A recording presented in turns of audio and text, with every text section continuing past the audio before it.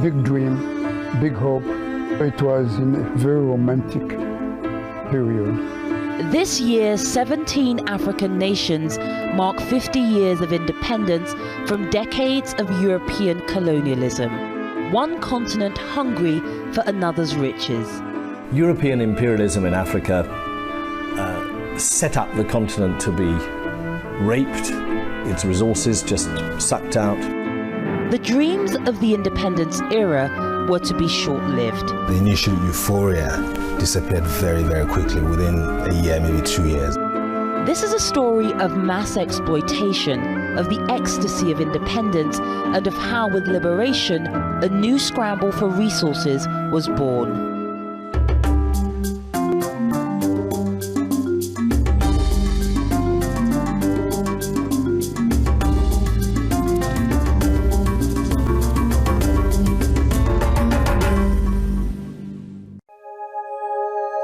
Whether in bustling cities or remote villages, the 1880s and 90s were years of terrifying upheaval in Africa.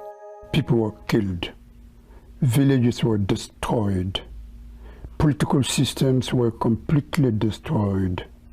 Leaders were arrested, put in jail. Fleet upon fleet of foreign soldiers armed with new weaponry and a sense of entitlement descended as if overnight. That was traumatizing.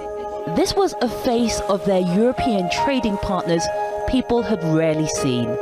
United in their cause but divided in their efforts, armed resistance failed.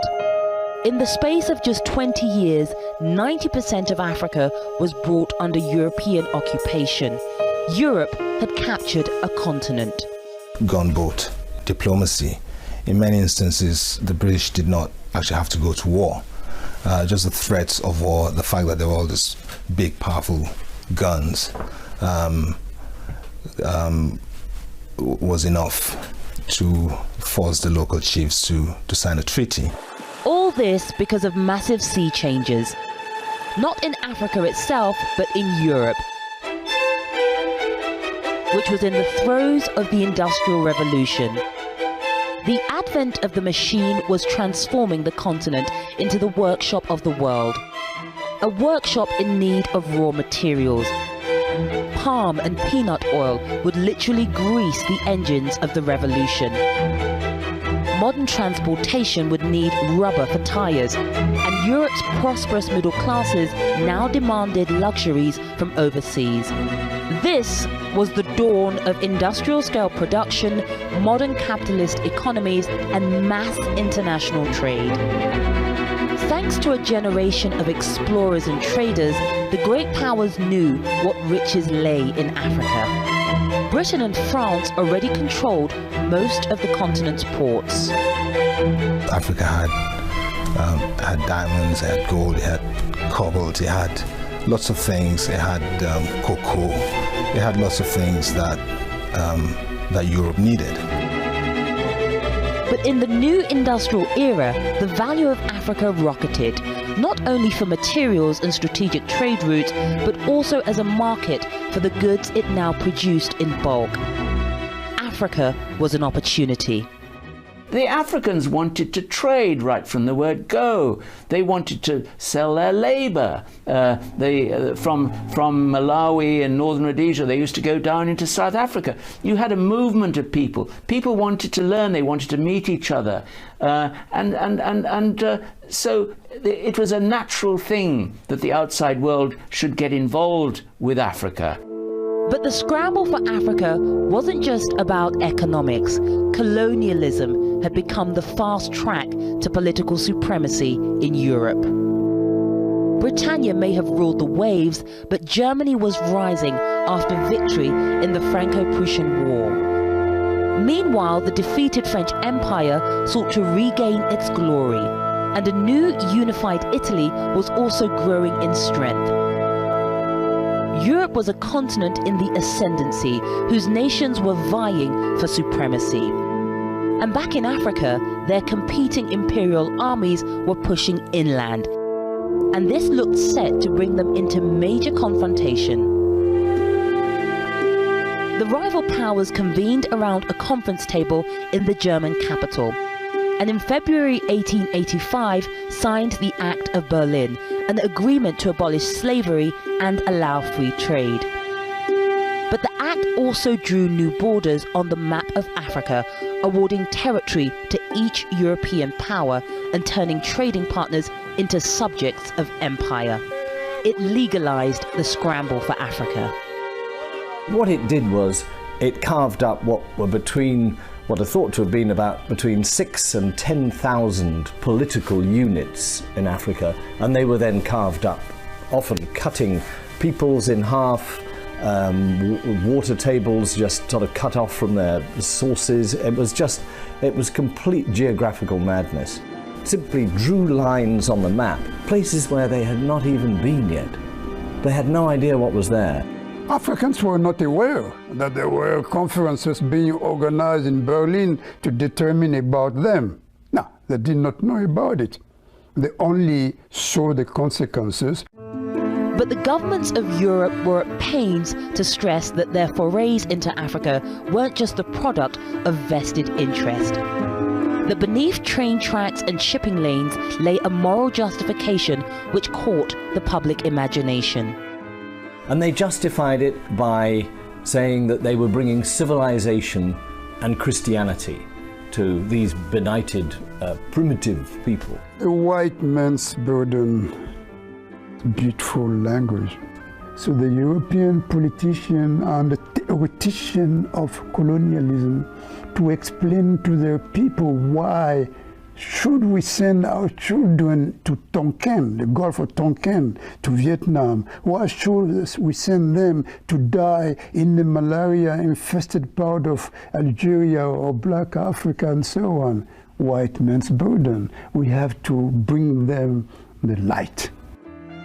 A partnership with the church in Africa offered the colonialists an insight into living conditions and the social services that would be expected of a supposedly benevolent empire. But it also delivered a moral pretext. Europe had long harbored an image of the dark continent, wild, exotic, and in need of enlightenment. For Christian missionaries and for many colonialists, their project was a humanitarian one. I didn't see the colonial service as racist. After all, I'd come across real racism in southern Rhodesia and South Africa. Well, when I was at school in South Africa, I had no African friends. There was no contact between white people living in South Africa at that time and African people on a basis of equality. It was all master and servant. And these were the days of apartheid. I just could not accept the idea that every white man was superior to every black man. I knew that this was just nonsense. You cannot dominate a people without giving him a sense of inferiority. Racism is part of a colonial system. White supremacy was in exercise, was in practice in all the colonies. As far as I was concerned, being able to get into the colonial service was exactly what I wanted, because I thought and I knew that the British government had the right idea towards Africa and Africans, and I wanted to have a normal relationship because I loved Africa. Black men and white men were not equal. Even if they were all citizens, there was a limit. As Africa was brought under colonial rule, the lines etched on a map at Berlin were now drawn on the ground. Between them, Britain and France had the lion's share of territory. Among Britain's colonies were key ports in Egypt, the Gold Coast, now Ghana, and Nigeria, and settler colonies in Zimbabwe and South Africa. Excluding Libya, France controlled the rest of Arabic-speaking North Africa, as well as large federations in West and Central Africa. Belgium had taken the vast Congo. Colonies taken by Spain, Italy, Portugal and Germany were relatively few, and only Ethiopia and Liberia remained autonomous. It was difficult to explain how people who made so much money in the slave trade, the bourgeois ports of England or France and so on. For hundreds of years they invested in it. Suddenly found that what we are doing is despicable. Something happened. You only can explain that because the imperatives have changed. They wanted now to have access to the resources. The 19th century abolition of slavery in Africa failed to bring freedom. Instead, once colonial armies had expelled the slave traders, people began to realize they simply had new masters to serve.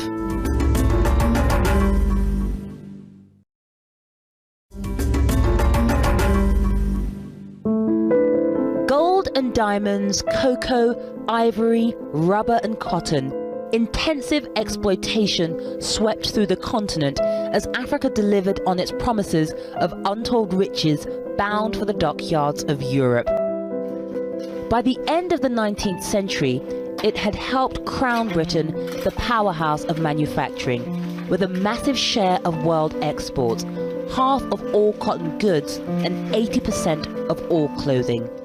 The French built their business plan on two materials crucial to industrial Europe, groundnut and cotton. But in colonizing the Sahara and staffing an elaborate administration, they struggled to see profits. France didn't simply want to rule an area, they wanted to assimilate a population. African towns were remodeled to replicate Dijon or Marseille. And the more French a person became, the better their chances in life. It was an attitude to Africans that they were proud of. But even the gift of citizenship wasn't quite what it seemed. I remember I come from a family in which we don't speak French. But when we went to the elementary school, we had to learn French. So during the first year, to be honest with you, we just remained quiet. We learned how to recite the alphabet, and bit by bit we learned some French word because it was forbidden to speak the mother language. The French ideal of cultural assimilation proved grossly misjudged.